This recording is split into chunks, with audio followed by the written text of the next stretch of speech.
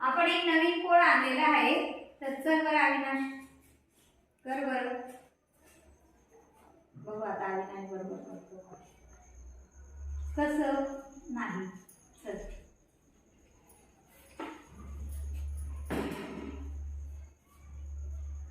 धनंजयने केलं का नाही. चला